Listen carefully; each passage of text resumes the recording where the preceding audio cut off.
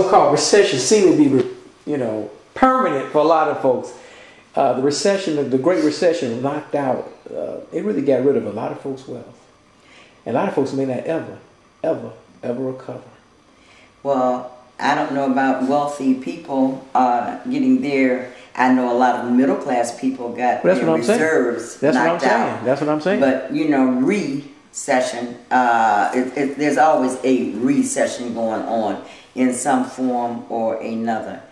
And they blame a lot of mismanagement and thievery and stuff on the recession, whereas it's not really a recession, it's just what they've already done to people's money. A lot of people with their 401ks, their pension fund, and the job situation, I don't think it has really anything to do with the economic downturn. I think it has a lot to do with how people handled other people's finances. Yeah, but how do we deal with our finances? Because for a lot of folks, this is the first time that, for some of us, we will always be paycheck to paycheck. For some people, they used to be let's say a few weeks ahead of us, a few months ahead of us, but now they paycheck to paycheck. Their house ain't really worth nothing. Nobody's going to buy it. How are we going to make it? Well, the Christian scriptures tell us that the poor you'll have with you always. So I believe that the people that preceded us in the couple of previous generations, they knew how to manage better during hard times than what we do, because we have gotten spoiled, but my wealth was wiped out with Reagan. When he had his war on poverty, I lost. But a lot of people, like I said, in previous generations, they knew how to tighten their belt. They knew how to watch for trends, because things go in cycles. You have a time of wealth, you have a time that you have to buckle down, and then you have a time where you have to do without. We have to learn how to be more aware of the current circumstances and how they affect us. Lady O'Show, what is metaphysics?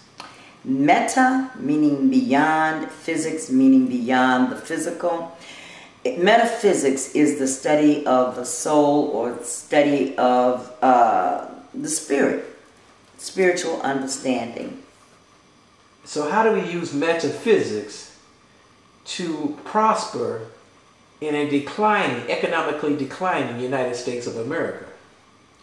Well, it's not only the United States of America. I was watching the news the other day. It's affecting Europe very deeply, Greece especially. But using metaphysics is learning to lift your consciousness above what seems to be and what appears to be, and knowing that you are able to accomplish those things that you desire to accomplish, irregardless of what seems to be going on around you. I was in the kitchen this morning making coffee, and Spirit spoke to me and said, what you think about, you bring about. So people who constantly think about decrease, who constantly think about lack, who constantly think about or worry about losing their jobs or losing their houses, whatever it is that they constantly think about, they're adding energy and power to that. And that's what they're going to bring about. I always Go ahead. I always tell people, that your thoughts are things. You have to choose them wisely, because they will produce your experience. Whatever it is that you don't want to experience, that's the thing that you don't focus on. You take your mind off of that you don't want and place it on what you do want. When I say that again, what I think about? What you think about, you bring about. Now, I think about my problems and my troubles, and I ain't got no money. And you're increasing all of that. It's at the same time. You're thinking about what problems you already have. People don't realize that a problem is an opportunity. This life, that's period. This is life. You're going to have problems. You're going to have challenges. How you deal with them and how you react to them is what makes the content of your experience much better than the content of someone else's experience. You and I could have the same problem. How I look at it and how I face it, it might be entirely different than how you look at it and how you face it. My problem may fade faster than yours. Yours may get increasingly worse because you're constantly thinking about it. Yeah, but I gotta think about I got these bills I gotta pay. I ain't making enough no money. There's people out here who've been unemployed for months and months and months, for years. How can they not think about being unemployed when they're unemployed? Because if you're thinking about being unemployed, you're going to stay unemployed. Think about being employed. Think about where you want to be employed. Think about what salary you want to earn. People create jobs regularly. You can sit and be pessimistic and starve to death if you want to. Or you can be optimistic and get out and hustle. So you're saying people say, there ain't no jobs. Nobody wants to qualify. I'm not qualified to get some of these jobs. Nobody want to hire me. That's not good. No, absolutely not. Absolutely not. I entered into a new business venture. You know, people, they do a lot of things to make money. I know someone in Florida who blends coffee, and she has her own special blend. Yeah, she sells it to people because it's gourmet. I entered into a multi-level marketing venture recently, which I normally don't do. But you do what you gotta do. There are people who have lost their job that in their field that they're trained for, who will take up another job in something totally unrelated. So some people are unemployed because they say, I would never work a job like that. Absolutely. And they gonna stay unemployed. Absolutely. I remember when I worked at McCormick Place, and I was a supervisor in security, and it would be so cold on those docks that your bones would be chilled. And I tried to get my children to come and work, and they told me they weren't doing that type of work. They wasn't working for minimum wage. You know, it's what you are willing to do in order to survive. Survival is a key thing. Survival of the is not survival of the fittest, but all forms of life. That is your impulse to live. And how you live is entirely up to you. I want to live well. I want to live long, and I want to live well. I don't choose to entertain the thoughts that are going to make me unhappy. But Lady Oshun, how can we think abundance when we're surrounded by lack? Where are you surrounded by lack? I ain't got no money. Money is. I have trouble paying my bills. Money is. I live in a low income neighborhood. Everybody around me ain't got no money. Well, I don't know where you live, but I live in an abundant universe. I live in an abundant universe. I look out my window. I look at these plants. I look and see nothing but abundance. Nature is an abundant source of everything. Money is paper. Paper. People tell you money don't grow on trees. Where it come from? Money grows on trees. You make paper from trees. Your gold, your silver, those are natural resources. They come from the ground.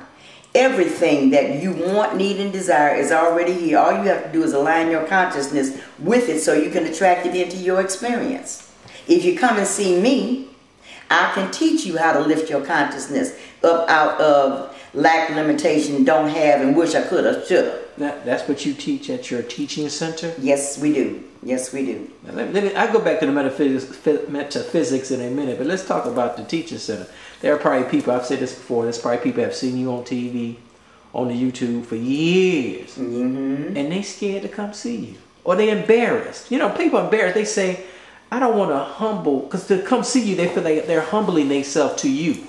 No, actually they feel like they're coming down because, see, I have a little storefront. I don't have one of these grand edifices, you know, where it's a mega church or a big thing. They feel that I'm beneath them. But I'm able to maintain, and all of my students are able to maintain.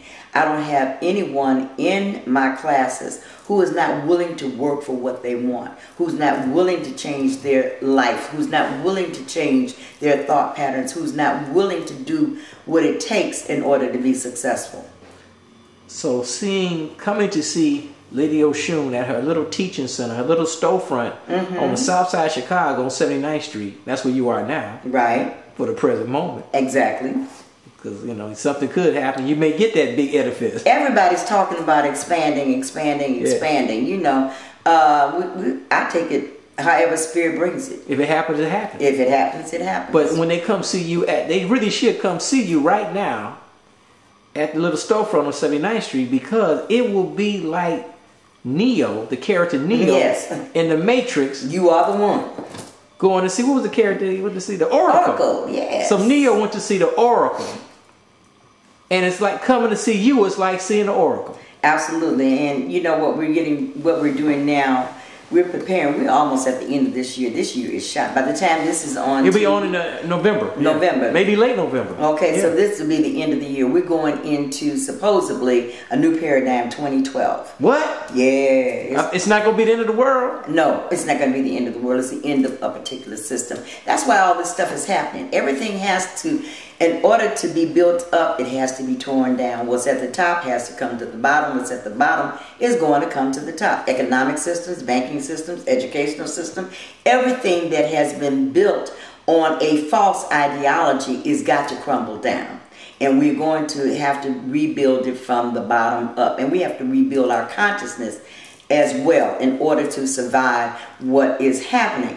And you know, we're a very resilient people. This society is very resilient.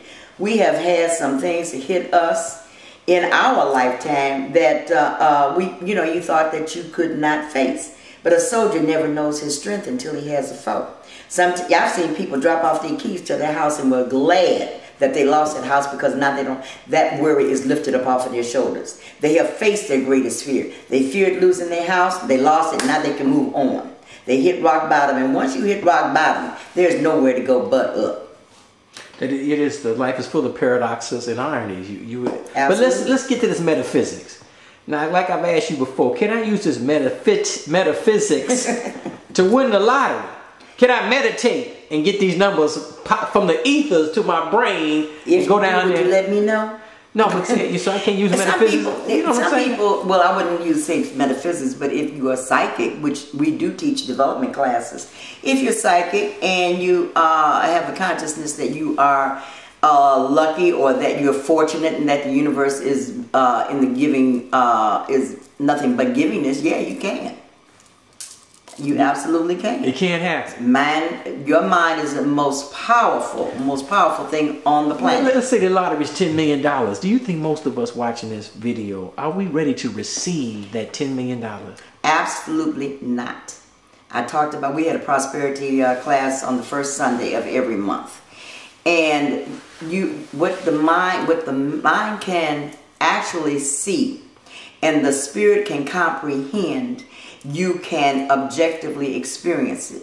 But if you cannot see it, you cannot comprehend it. How many people know how to count up to 10 million? No, I can't. You know, not many people can count up to 10 million. You'll have somebody come in, some slick accountant, let me manage your money, some financial advisor. You need to know how to handle your own money. If you can't handle a little, how you going to handle a lot? If you're broke now, you're going to be broke then. Money does not give you prosperity. Your consciousness gives you prosperity.